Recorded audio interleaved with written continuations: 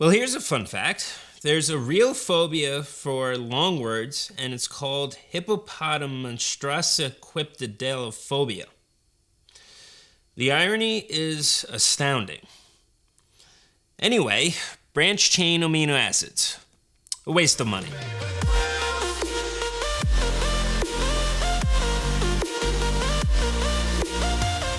What's up, everybody? Welcome to Lifting Explained. So today we're going over how branched-chain amino acids, BCAAs, actually don't provide much of a benefit. Now, you see the supplement advertised everywhere and promoted on social media all the time. So you would think it would have some merit, but in reality it doesn't. The consensus is that BCAAs help promote protein synthesis, meaning the production of protein to help build muscle and strength. The reason for the sense is that because BCAAs have amino acids in it, the building blocks for protein synthesis, then it has to build muscle, right? No. In order for protein synthesis to actually occur and be effective, you need all 9 essential amino acids. BCAAs only has 3, leucine, isoleucine, and valine. Your protein powder, on the other hand, in particular whey and egg, have all 9 EAAs, including 18 to 26% of BCAAs, which is more than enough to support muscle building. The same goes for whole food too, like chicken, steak, and fish. There's also no research that shows taking BCAAs on top of your food and protein powder promotes additional protein synthesis. You're just consuming extra calories. In an article from Brad Schoenfeld et al. 2017, the authors discussed research that they conducted comparing 2 groups, one where they were given 20 grams of whey protein post-resistance exercise, and another group that was given 5.6 grams of BCAAs, the equivalent to 20 grams of whey. The authors found that the resulting protein synthesis response was only about 22%, or about half of what would be achieved with the equivalent dose of whey. Schoenfeld et al. Also stated that various studies suggest that to achieve a full growth response, you need a sufficient supply of the whole complement of amino acids. And speaking of the studies, there are plenty on BCAAs, but this is the one case where the majority are actually poorly done and don't help. Thankfully, various researchers such as Brad Schoenfeld, Brad Dieter, and Alan Aragon have come to the rescue, showing that data is flawed when it comes to these studies. Dr. Aragon made a post specifically covering these flaws in an Instagram post in March of 2018.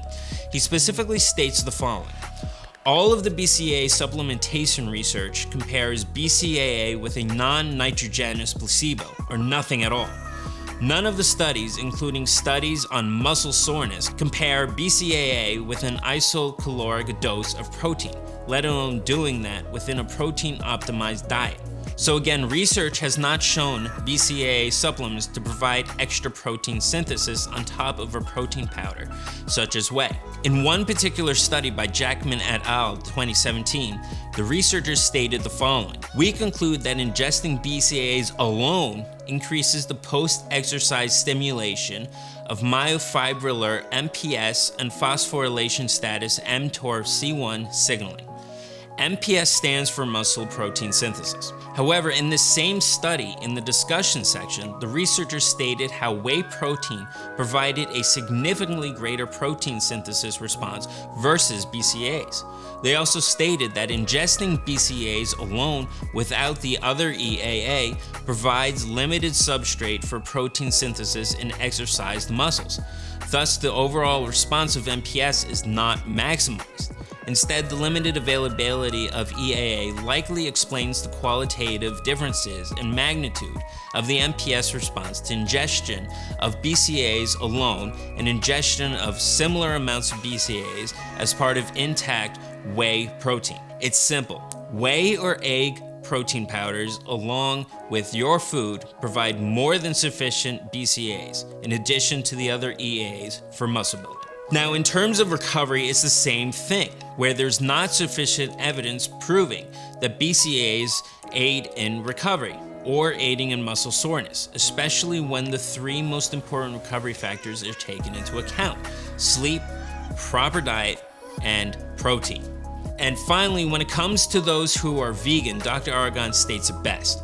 The claim that BCAA supplementation is crucial for vegans is misleading as well. The essential amino acids, EAAs, whose bioavailability is most commonly affected by vegan diets, include methionine, tryptophan, phenylalanine, lysine, and threonine. So for this population, it's about achieving overall completeness, not just BCAA.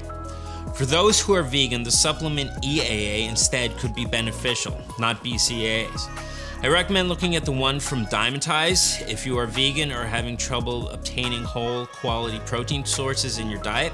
I'm not sponsored by Dymatize, they are just a good quality supplement company. Brad Schoenfeld is also on the advisory board for Dymatize, among other very smart, prominent researchers. Alright, I hope you guys found this beneficial. Save your money, consume plenty of protein from your food, and if needed, a whey or egg protein powder.